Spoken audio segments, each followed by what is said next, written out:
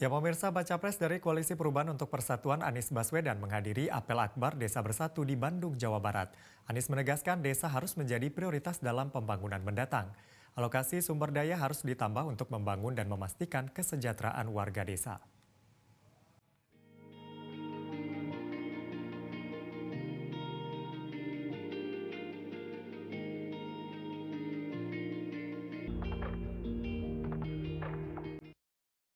Pres Anies Baswedan menghadiri apel akbar Desa Bersatu Jawa Barat dan jalan bersama Amin di Stadion Jalak Harupat Minggu pagi.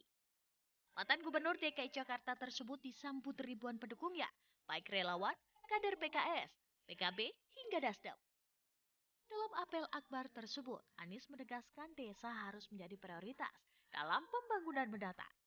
Anies berujar, para petani, peternak, nelayan selama ini menyiapkan makanan untuk seluruh keluarga di Indonesia.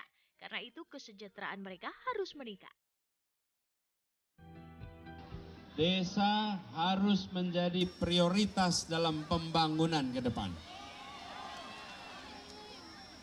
Alokasi sumber daya untuk desa-desa kita harus ditambahkan supaya desa-desa punya bekal untuk membangun dan memastikan sejahtera warganya.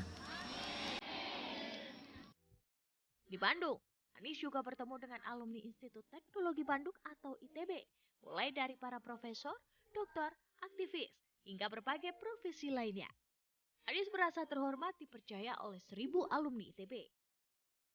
Dalam diskusi bertajuk Ngariung 1.000 alumni ITB bersama Anies Baswedan, Anies yang menjadi pembicara kunci pun menegaskan pentingnya ilmu pengetahuan dan metode ilmiah sebagai pembimbing dalam menentukan kebijakan pemerintah.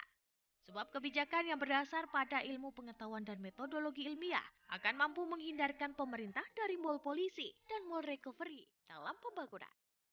Dalam diskusi, Anies turut memberikan berbagai contoh kebijakan dan pengambilan keputusan yang ia buat kalau menjabat sebagai Gubernur DKI Jakarta, terutama pada masa pandemi yang akan didasarkan pada ilmu pengetahuan dan metodologi ilmiah. Biasanya Pak, ketika terjadi pandemi, waktu itu saya suka dan bahkan rekamannya, ada rekamannya. Saya mengatakan pada waktu itu, pada saat kejadian pandemi ini adalah ujian bagi semua pemimpin untuk membuktikan dia mempercayai sains atau dia sekedar lip service soal sains. Karena pada saat itulah kebijakan-kebijakan itu disusun berdasarkan referensi para ilmuwan, metode ilmiah, dan sebagian dari itu harus berhadapan dengan yang disebut ignorance. Ignorance apa? Ketidaktahuan.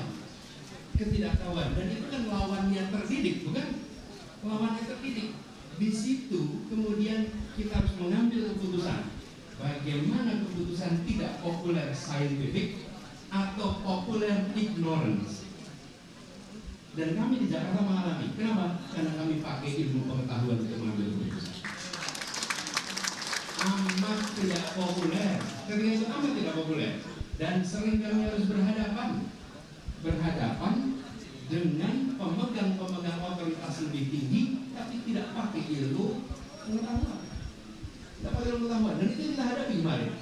Jadi, menurut saya kejadian pandemi itu adalah satu wake up call bagi kita semua, bahwa kembalikan ilmu pengetahuan, metode ilmiah menjadi kompas. Dari Bandung, Jawa Barat, Tim Liputan Metro TV.